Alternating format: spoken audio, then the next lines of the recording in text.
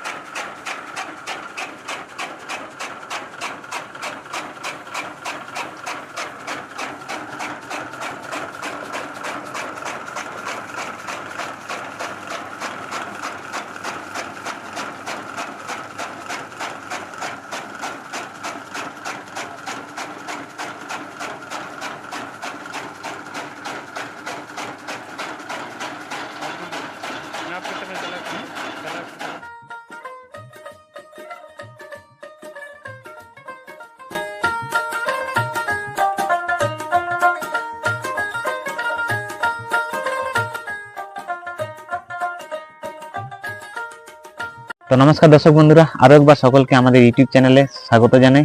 এবং স্বাগত জানানোর সাথে সাথে আমরা সবসময় চেষ্টা করি আপনাদেরকে ভালো কিছু কৃষি সংক্রান্ত যন্ত্র বা কৃষি সংক্রান্ত আমাদের বিভিন্ন ধরনের যে ইনফরমেশন, বিভিন্ন চাষিদের কাছে গিয়ে ওনাদের যে অভিজ্ঞতা, সেই অভিজ্ঞতার কথা আমরা শেয়ার করার চেষ্টা করি আমাদের চ্যানেলে।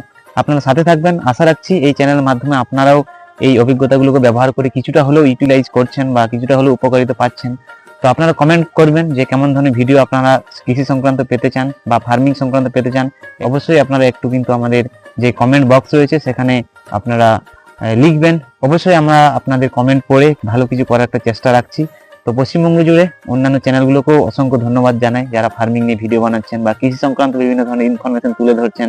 এবং আমাদের যে চাষি ভাইরা রয়েছেন তারা চাষটাকে যে ধরে রেখেছেন বা আমরাও যে চাষ করছি, ঠিক আছে, তো এটা বেশ ভালো একটা জিনিস। এইভাবেই কিন্তু আমাদের দেশটা এগিয়ে যাক, এইভাবেই আমাদের রাজ্যটা এগিয়ে যাক, ভালো কিছু হোক আমাদের, সেটাই আমরা চাইছি। এটাতে মেশিনের চাপ কাটারের এই পাশে একটা 2 HP মোটর বসানো আছে, ওই সাইডে আছে একটা চাপ কাটার দিয়ে ওখানে আমরা খড়টা খাওয়াই, তারপরে সেটা কুটিটা ওইদিকে ফেঁকতে থাকে। এখানে যে দাঁতগুলো আছে এখানে আমরা খড়টা এইভাবে খাওয়াই, নিয়ে ওইভাবে অটোমেটিক মেশিনটাতে টানেলে এখানে তো লিভার লাগানো আছে, সেগুলো একটু ওঠানামা হয়, এই দাঁতগুলো একটু ওঠানামা হয় আর কি। আর এইভাবে দিয়ে গেলেই হয়ে যায়।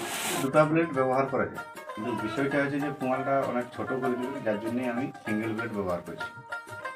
এইখানে একটা দেওয়া যাবে আর এইখানে একটা দেওয়া যাবে, কিন্তু কোম্পানি সিস্টেম মানে এটা 2টা ব্লেডে সেট করা যাবে, কিন্তু আমার নিজের সুবিধাতে আমি একটা ব্লেড দিয়ে কাজটা করছি।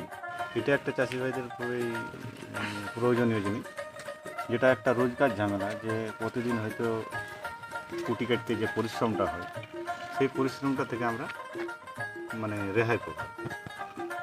তো আমি এই শঙ্কর যে চাপ কাটারটা, এটা ওই পুরুলিয়া রাজদূত থেকে নেওয়া হয়েছে। এটাতে 2টা ব্লেড লাগানো যায়, সেটা নিজের পছন্দ মতন সাইজ করা যায়। যখন একটা ব্লেড যদি খুলে রেখে দেওয়া হয় তাহলেও মোটামুটি চলে যাবে। আবার কেউ যদি 2টা ব্লেডেই লাগায় কাজ করতে চায় তাতেও চলবে।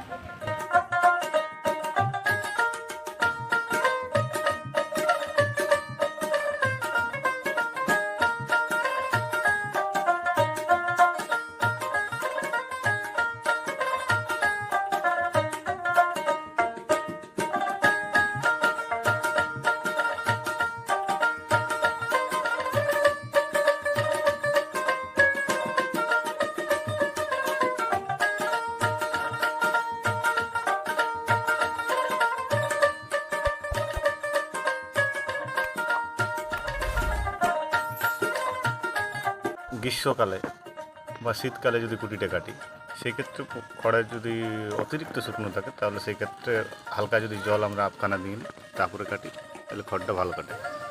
আর যদি বর্ষাকালে হয় তাহলে তো খড় এমনিতেই ভিজে থাকে, সেই ক্ষেত্রে খড়টাকে অল্প শুকায় নিয়ে যদি রোদে শুকার পর কাটি সেটা ভালো হয়। মানে একটা মিডিয়াম, না বেশি যেমন খড়টা ড্রাই হয়ে যায় আর না বেশি যেমন মানে আর কি স্যাঁতসেঁতে থাকে। মোটামুটি মেশিনটা যদি বেশিক্ষণ ধরে চালানো হয় সেই ক্ষেত্রে মাঝে মধ্যে যদি 15 দিন অন্তর কিংবা হয়তো 20 দিন অন্তর যদি এই জায়গাগুলোতে মোবিল দেওয়া হয় তাহলে ভালো হয় আর কি। তাহলে মেশিনটাতে চাপ পাবে না, খুব ফ্রিভাবে ভর্তি করবে। এই যে ব্লেডটা আপনারা দেখছেন, এই ব্লেডটা মানে ইচ্ছা মতো খোলানো যায় আবার লাগানো যায়। যদি আবার ধারালো করার প্রয়োজন মনে হয় তাহলে সেই ক্ষেত্রে আমরা ব্লেডটা তুলে নিয়ে গিয়ে ধার দেওয়ার ব্যবস্থা আছে, কিংবা যে উভা পাওয়া যায় সেই উভাতে ঘষে দিলে ধার হয়ে যায়। ব্লেডটা একবার ধার দিয়ে মোটামুটি প্রায় 1 মাস কাটানো যাবে। যদি কম কাজ হয় তাহলে আর তার থেকে বেশি কাজ হবে। হ্যাঁ, এই যে এখানে একটা চাপ কাটারটাতে যে 2 HP মোটরটা লাগানো আছে, এটা আপনার মোটর বাদে আমি দোকান থেকে কিনেছি, সেটা পড়েছে 14,500।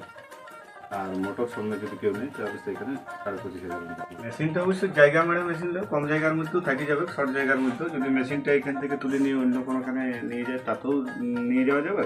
আবার যদি এখানে ফিক্সড করে তাকে বসানো হয় তাহলে বসানো যাবে।